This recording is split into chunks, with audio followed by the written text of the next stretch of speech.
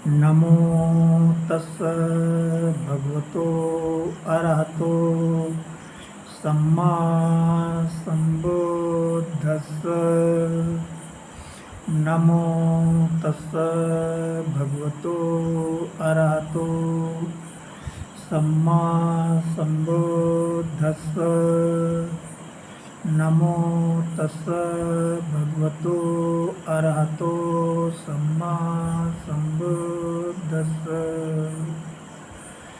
नमो बुद्धा मित्रों, आइए धम्मपद की 37वीं गाथा और चित्तवग्ग की 5वीं गाथा का हिंदी अर्थ समझते हैं।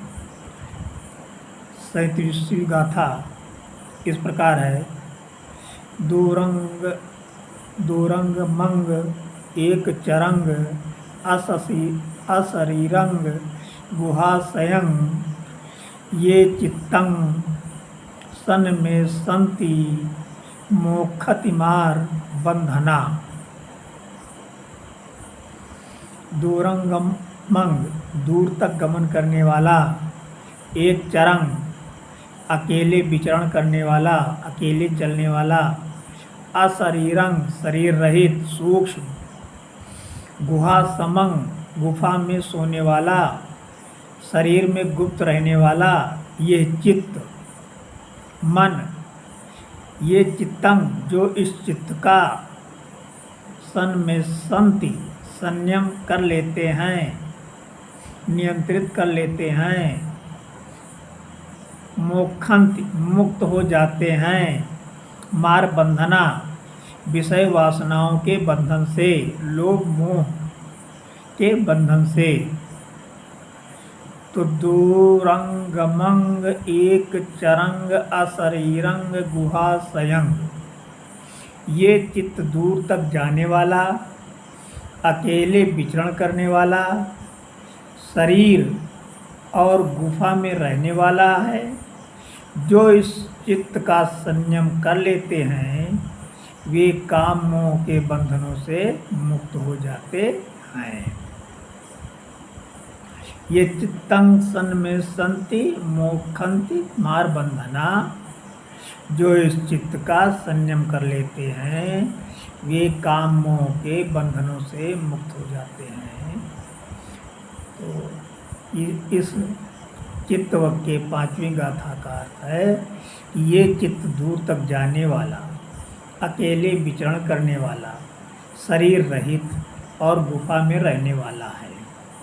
जो इस चित्त का संयम कर लेते हैं वे काम मोक्ष के बंधनों से मुक्त हो जाते हैं। आइए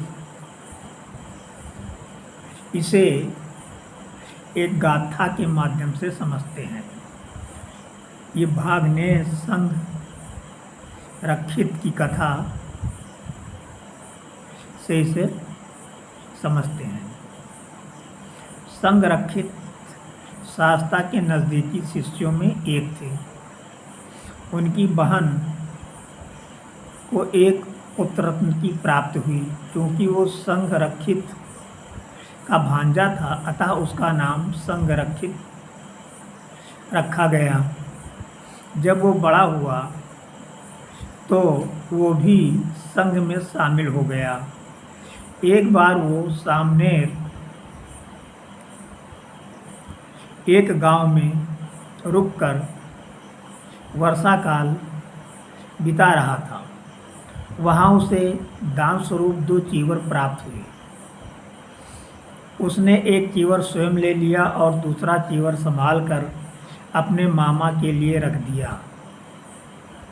वर्षा काल के बाद उसने वो चीवर मामा को समर्पित करना चाहा, पर मामा जी ने उसे लेने से इनकार कर दिया।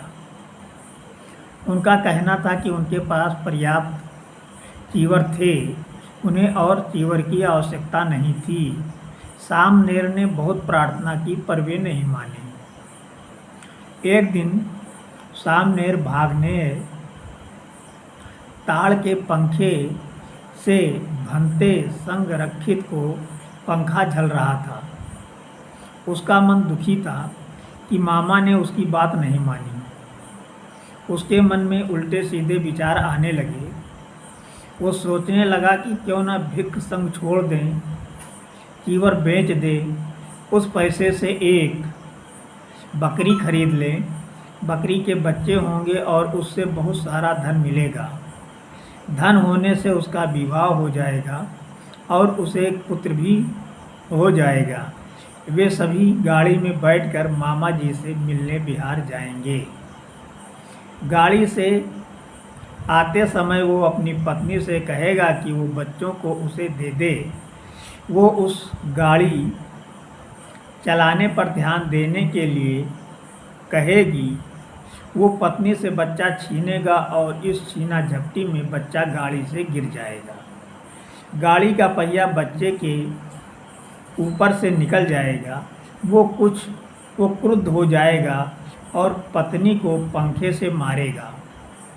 ऐसा सोचते हुए उसने पंखे से मामा को दे मारा।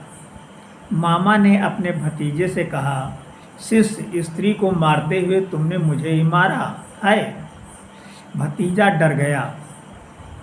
वो भागने लगा। कुछ तरुण वृक्ष उसे पकड़कर ले आए तथा शास्ता के पास ले गए। शास्ता ने भागने संघ रक्षित तथा शिष्यों को समझाते हुए कहा कि शिष्यों, यह चित्त बहुत ही चंचल है। जो व्यक्ति दूर दूर तक जाने वाले, अकेले ही विचरण करने वाले चित्त को संयमित कर लेता है, वो मार के बंधन से मुक्त हो जाएगा। तब उन्होंने ये गाथा सुनाई। कौन सी गाथा सुनाई? कि दूरंगांग एक चरंग अशरीरं गुहाशयं ये चित्तं सन्न में संति मोक्षन्ति मार बंधना। नमो बुद्धाय। शेष अगली गाथा में। यदि वीडियो पसंद आया हो तो लाइक, शेयर और सब्सक्राइब अवश्य कीजिए। धन्यवाद।